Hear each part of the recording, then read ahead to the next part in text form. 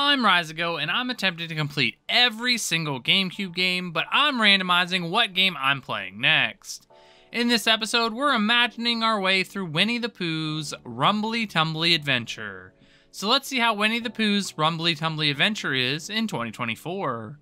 Winnie the Pooh's Rumbly Tumbly Adventure was released on February 15, 2005, and was developed by Phoenix Studios and published by Ubisoft. If you don't know, Winnie the Pooh's Rumbly Tumbly Adventure is a Souls-like game that has us track down our friends and take them out one by one to find out who stole Pooh's honey. That's not true, but wouldn't that be an amazing game idea? They made a horror movie about Winnie the Pooh. Why not take it a step further and design a Souls-like game? Anyways, Winnie the Pooh's Rumbly Tumbly Adventure is an action-adventure game that was intended towards a younger audience and was actually co-published by Disney Interactive. When we open up the game, we're greeted with a cutscene showing Pooh and Christopher Robin talking while walking through the 100-acre wood. Pooh begins complaining about being hungry, Christopher Robin tells him to think of something else, and he suggests that he remembers his favorite times. Pooh takes his advice and decides he's going to read the birthday scrapbooks of some of his friends. This leads into the hub world of the game. In this area, we can pick what adventure we want to go through using the scrapbook. We can also change our settings here, play mini games, and pick what game mode we're going to play the game in. The adventure mode, which is the one we're going to go through to consider this one complete, is the main story of the game. But there's also a junior mode, which is the story mode but with no objectives. This allows for children to just run around freely. And the last mode is multiplayer, where you can play 5 total minigames, 2 that you have to unlock by completing the adventure mode. When going through adventure mode, we can pick any story in the book to play, meaning that the order doesn't matter. The last one is supposed to be Winnie the Pooh's search for treasure, but it doesn't really matter in the end. I decided to start with Piglet's memory of when Pooh helped him find his broom. When we open up this story, we get some dialogue from Pooh telling us that today is Piglet's birthday and he wants to see if he needs any help with anything. Then Gopher tells us that it won't be that easy because the gate is locked and he suggests that we get the key to unlock it. This plays us the tutorial for the game. The gameplay in this game is very simple and we have to just run around the woods and find items that will help us advance the story. Sometimes it means we need to find another character that might have an item we need, and other times it's just collecting enough honey pots to get bees that are covering the item to go away. It's a simple puzzle game in that manner, so there's not really much to it. To find honey pots, we have to interact with objects in each section of the map. Some of them will shoot out honey pots and we have to run and collect them. Once we collect all the honey pots in an area, we'll get a little cutscene that shows the honey pot drawing get a check mark over it, meaning that we got all of them in that section. That covers 90% of the game. But there are a few things that we get to do later, but I'll talk about them when we get there. After collecting the key, we're able to head over to the gate and open it, completing our first objective for this story. Once we do, we get access to the map. The map is drawing, showing each area that we can get to. It's a question mark in this menu until we actually go there, but this will help us when solving the puzzles in the game. Usually if you're missing an item, checking a place on the map we haven't been to is usually the solution. Now, let's move into the next area. Once we arrive, we find out we're right outside of Kanga's house. She tells us that the bridge to Piglet's house is missing a board and that we should be careful. Then we get to solve our first block moving puzzle in this game. It's extremely easy, but this is your standard puzzle. Move boxes around so that we can get to the next area of the map. By moving one box down, we solve the puzzle and we can move to the next area of the story. I should mention this now, but all of the story have the same areas on the map. Depending on the story that we're doing, we might not be able to access some sections, but the map is always the same. This is just something to mention because you'll get to know these woods well. In the next area, we get another section of gameplay dealing with the heffalumps and woozles. Pooh's belly rumbles, and it causes them to chase after us. The heffalumps are purple elephants, and the woozles are these weasel-looking things. If they touch us, we have to spawn back at the entrance of the area and try again. With Pooh, we need to find a balloon in the area and pop it to get rid of them, and then we can search the area we're in. Until we do that though, we can't interact with anything in the area. These are also completely random when they show up, so sometimes we won't see them for a bunch of the map, and then other times they'll show up in every area we try to walk into. They're not hard to avoid, but they can be super annoying when you're just trying to complete the objective or take an item back to a different area. Besides that, this area isn't anything special. We do have the opportunity to use our honey to get some bees to leave the area though. It's just a short animation that shows them taking a honey pot and flying away, but the amount of honey is different for each set of bees. Once they're gone, we can push this crate into the river, which will let us cross over to an area we couldn't previously reach. With the crate now stuck in the river, we can cross over to this island to grab an extra board for the bridge that we couldn't cross before. Also, we found our first musical note that was hidden in a rock.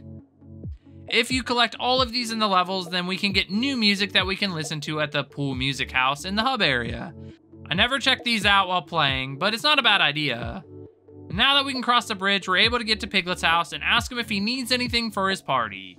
He tells us that he lost his broom and he needs to sweep up before his birthday party. We tell him we'll ask Kanga if we can borrow her broom, and then we head back to where she was. She tells us that we can once she finishes her housework, but in the meantime, she asks us to find Roo because it's time for his snack. Then she tells us that he's playing in front of our house, so we head back home. When we get there, Roo and Eeyore are together. Roo tells us that he would head back to get his snack, but he's been trying to catch butterflies for Piglet's birthday present, but hasn't had any luck. This leads to Pooh offering to help him, and we get on Eeyore's back. Then we get into another new gameplay feature of this game. We have to run around while Eeyore's back and capture the butterflies in the area, but we only have a limited amount of time to do so. It's really easy though because Eeyore is running around, so besides the controls fighting us a bit, it's an extremely easy task. I like that they add these changes in the gameplay to change up from the rest of the game though. We only needed to catch 3 this time, and then we get another scene with Roo. He thanks us and he tells us that he's going to head back home for his snack. Eeyore tells us that he's going to go try and find some sticks to rebuild his house, and then Pooh says he's going to go and check and see if Kanga is done with her housework. Before that, we're able to collect all the honey pots by Pooh's house, and we get the little animation I was talking about before.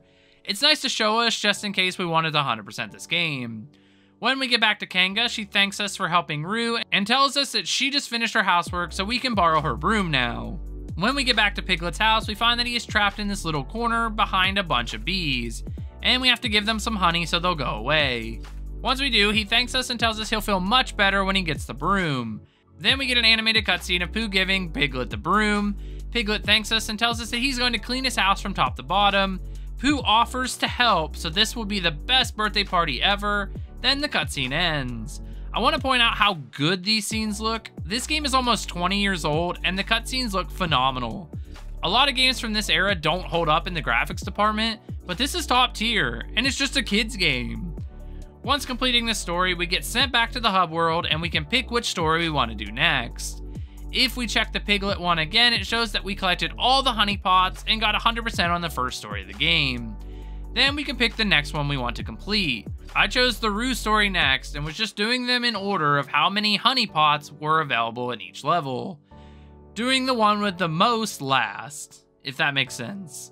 When we start this story, we head over to Kanga's for any ideas for what Roo might want for his birthday. She tells us that he would love to learn how to do one of Tigger's jumps.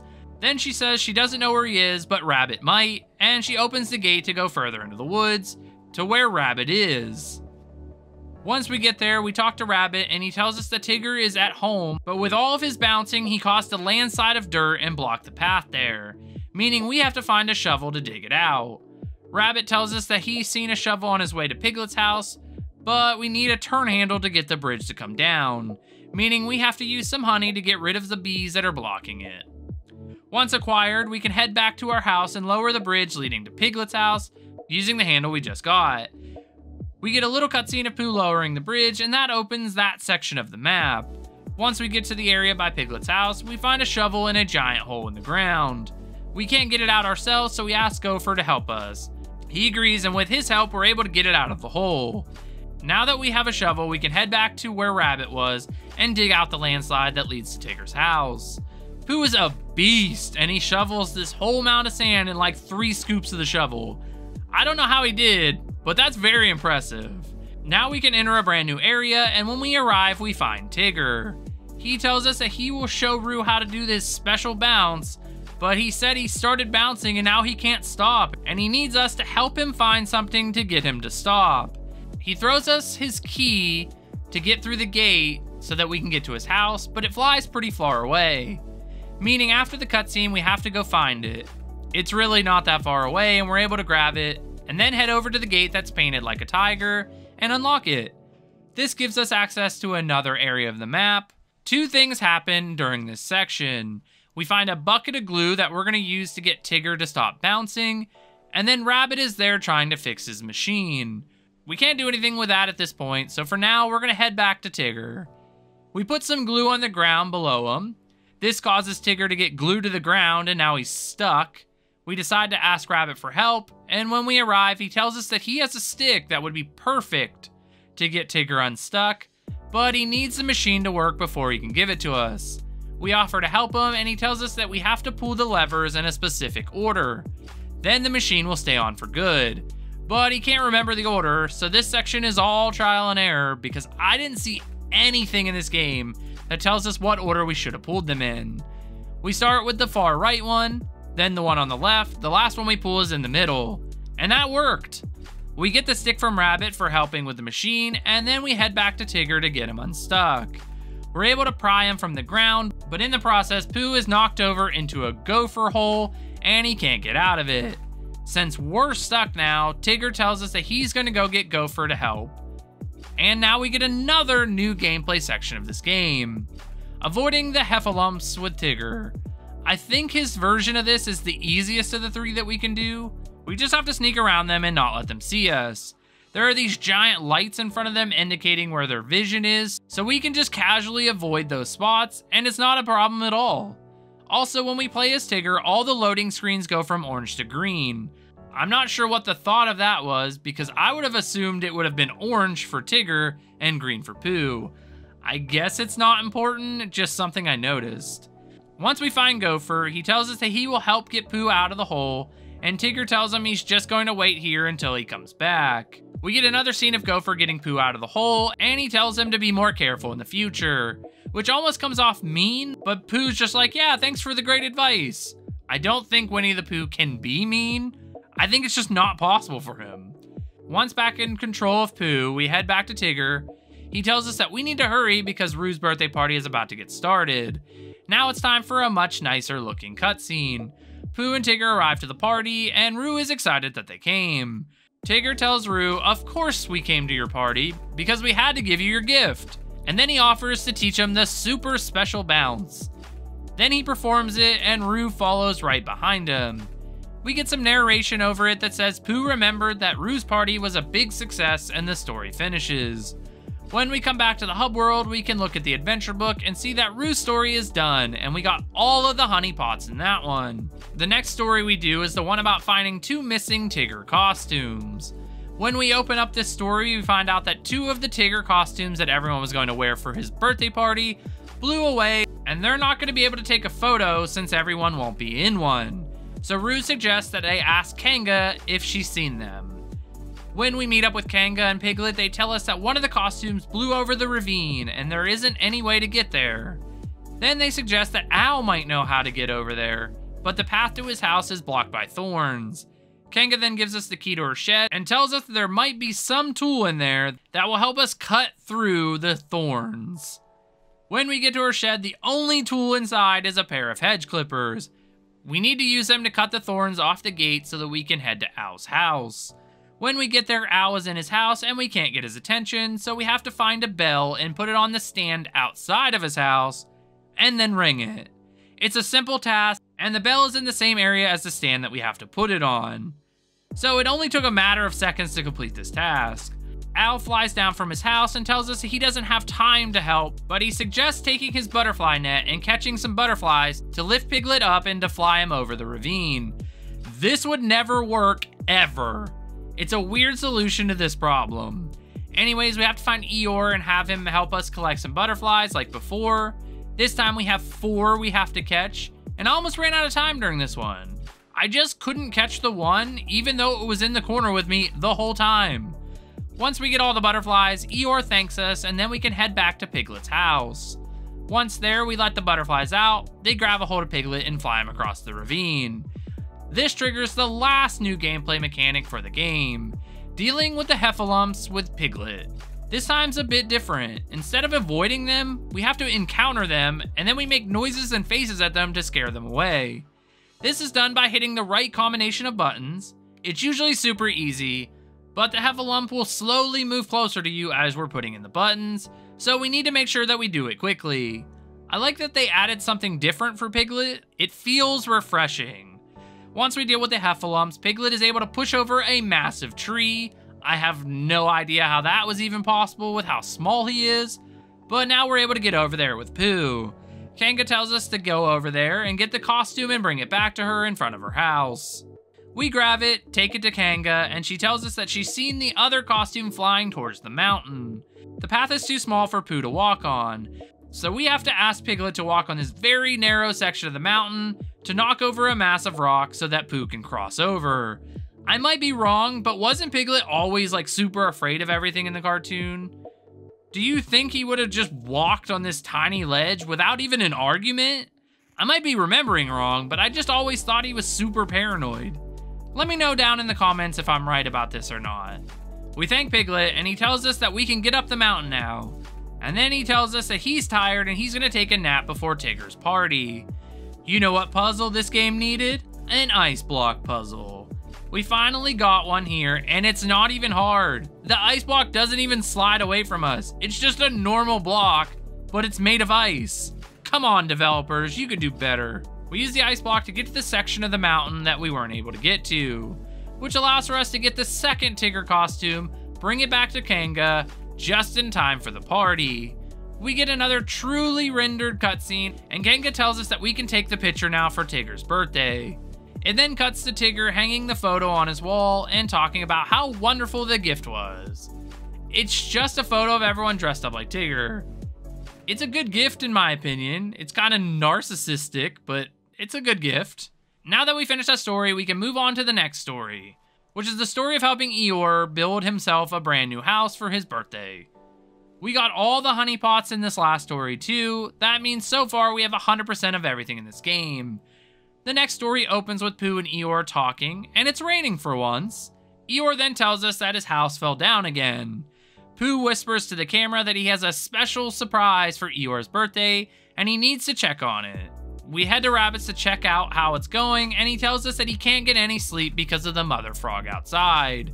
She's making all this noise because her babies are missing. We head off to find them and come across Tigger. He tells us that the special gift is in trouble and we need to help. We can't cross the bridge because it's down into the water for some reason. So we have to use Tigger to get the handle for the bridge. Once we do, we can come back and raise the bridge from the water so that Pooh can get across. I'm going to just talk about the story parts from here on out because you've seen everything there is to see about this game. It's basically all the same thing now. Tigger tells us we need to find Piglet because he has the present for Eeyore. So we head off to find him. On our way there, we come across an empty jar. We can use this to catch the baby frogs when we find them. When we come across Roo and Eeyore, they're using a butterfly net to try and catch the frogs, but they don't have anything to put them in, so it's not going well. We show them the jar, and Roo tells us to help Eeyore collect them by running around with them. It's the same game as before, but with frogs instead of butterflies. Since we got the frogs, we can bring them back to the mother frog, and Rabbit will thank us. Now, since the mother frog is gone, he can finally get some sleep. Honestly, we didn't care that much because we just needed the lily pad that was underneath the frog, so that we could lay it down in the river to get into a new area of the woods. So we take it and then we head back to the river where we need to lay it down. This leads to this farm area where we find a sledgehammer. We can use the sledgehammer to get through the path that leads to Piglet. Yet again, Pooh shows off his strength here and is able to turn these rocks into dust in just a few swings of the hammer. I wish I was as strong as Pooh is. I wouldn't struggle with any outdoor task. Finally, we're able to meet up with Piglet.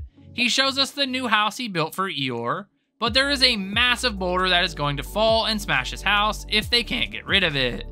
Pooh tells him not to worry about it. We head into a cave leading to the top ledge. Inside though, we find out that we can't fit and we have to come back and ask Piglet to get through for us. He agrees, and then we have another section of dealing with Heffalumps, which at this point they're different and much harder to deal with. They make the screen flip upside down and spin around, different things like that just to make it hard. It's interesting that they added so much challenge to it though. It's just a very odd choice. Piglet squeezes through the rocks and then he shows us how strong he is by pushing a massive boulder off the ledge. It doesn't hit the house, but now it's blocked the path to leave the area, trapping us in the area forever. Actually, Piglet is small enough to get through the gap and tells us that he's gonna go and get a stick to move the boulder. So we get to play as Piglet again. We go and find a stick that's a couple areas away from there. Piglet comes back and uses that stick to get the boulder unstuck from between the two large mountain rocks, so that we can get in and out from the entrance. He then talks about how he didn't know how strong he was. I've been saying this the whole game. Then Pooh calls him brave, and now it's time to go get Eeyore to show him his birthday gift. We head all the way back to Pooh's house to get him, and then we get our fully rendered cutscene indicating the end of the story. In this cutscene, Pooh and Piglet tell Eeyore happy birthday, and they show him his gift. Eeyore, in the most depressing voice ever, says that this is just what he wanted and tells them thanks. The narrator then tells us that Pooh remembered that Eeyore's birthday surprise was one of the best ever, and we finish that story. We got all 120 honey pots during the level, and we only have one more story to go and we're finished with this game. The last story is the story of Pooh's treasure hunt for his birthday. This is the longest one yet and has 135 honey pots to collect. The story starts with Pooh talking about how he wants to go on a treasure hunt for his birthday, but he doesn't know where to start. He thinks Al can help, but doesn't have a key for his gate.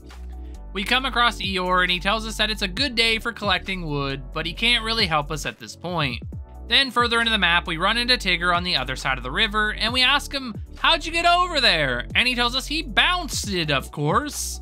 Tigger wants us to come across, but since we can't bounce, he tells us he's going to find something so that we can get across. He heads into the farm area, sneaks around all the heffalumps until he finds a long board of wood. Once he collects it, he throws it into the river so that it will float down the river and get stuck. Then Pooh can use that to get across. Once Pooh gets over to the farm area, he comes across a magnet, and now we can go back near Kanga's house and use it to get the key that is on the island on the far side of the river. This would never work because that magnet isn't strong enough to do so. Anyways, this gives us a key for the gate, or it would have, but some birds steal it before we can grab it. We think Eeyore can help us, and this time we get to ride Eeyore around and collect birds with the butterfly net. They really liked this and added catching into every story in this game. I wonder why it's so important for them. The birds are much harder to catch though because they actually move around quickly, unlike the butterflies and the baby frogs. Once we get all the birds, we're able to get our key that we've been working so hard for. And it was Al's gate key after all that. So now we can head towards the mountain and see if Al will help us with the treasure hunt. Finally, we get to Al and he tells us that the treasure hunt is a splendid idea, but we need to get a treasure map if we want to go on a treasure hunt. Pooh asks him if he knows where one is, and he tells us that he's seen one in the deep part of the woods, but there is a gate there that won't open because it's rusty. Conveniently, we find an oil can, and after exchanging some honey pots with the bees, we're able to collect it. Then we can head to the gate that won't open by Kanga's house. When we get there, we oil up the gate, and that lets us go deeper into the woods. We come across a tree that is blocking the way, and we have to ask Piglet to squeeze through. Piglet goes in, clears out some more room for us. Once he does that, we thank him, and now we can go into the new area. This area lets us find a shovel, and there is a giant spot with an X on it. This has to be where the treasure map is. It's just too obvious for this game. We dig a hole using our new shovel, and sure enough, we find a map for the treasure hunt. That means that we can head back to Al. Pooh tells Al that he can't read the treasure map, even though it's only like 4 pictures on it. Al tells us that the treasure is in the cave at the top of the mountain, but we should bring this lit candle with us because we never know if we're going to need it. How does this candle stay lit in Pooh's pocket? I have no idea. He was right though, and we ended up having to burn away a giant spider web so that we could make it into the cave. Al can see the future! Once inside the cave, we realize it's an ice cave, but there are 4 candles all over the room. We need to use the lit candle that we have to light all the other candles in the room, but we have to do this quickly because they'll go out if we're not fast enough. It's really not that hard as long as you just do them in order, starting from the candle in the back right of the room. We get a short cutscene for each one, which doesn't seem necessary, but we can skip it, so it's not that bad. Once we light all 4 candles, a treasure chest falls from the ceiling of the cave, But this also brings in a bunch of bees that are blocking the path. We head over to the bees and we can use our honey pots to get the bees to go away, and we can finally open the treasure chest. This triggers the fully rendered cutscene and we finish the last story of the game. In this cutscene, Pooh opens up the treasure to find that it's filled with honey pots. He's excited to see all the honey and plans on sharing it with all of his friends for his birthday. After that cutscene ends, we get the final cutscene of the game. Christopher Robin returns with a picnic basket and asks Pooh how his Rumbly Tumbly is doing. We tell him we're fine since we remembered all the good things from our memories, and then he tells us it's a shame because he brought all this honey for the picnic. Pooh tells him that, you know what, I am actually hungry now that you mention it. Christopher Robin suggests that they should have a party with all their friends, so everyone can have some honey. They round up everyone, and they do have a beautiful little picnic as this cutscene ends. We got 100% on all the stories, so we completely finish this game, and then we get the credits, finishing another game for the GameCube challenge. So would I recommend this game? I think I could recommend this one, but it wouldn't be for an adult. I think it's still a very good kids game, but the constant running back and forth during the game gets old pretty quickly. I think it still looks really good for the age, and the stories are fun. So I would recommend it to children, but unless you love Winnie the Pooh, maybe skip this one as an adult, unless you're playing it with your child. But let me know what you think about it in the comments below. If you want to know what game we're playing next, stick around. But if not, thanks for watching, and check out the last GameCube game that we completed in our challenge. That's on the screen now. If you made it this far, make sure to subscribe to the channel because it helps me out. Like and share this video so we can get more eyes on this challenge. And as always, we'll see you in the next one. We got our GameCube game list up. We have our random number generator up. And on the count of 3, we're going to find out what's next. 3, 2, 1. 70, which is...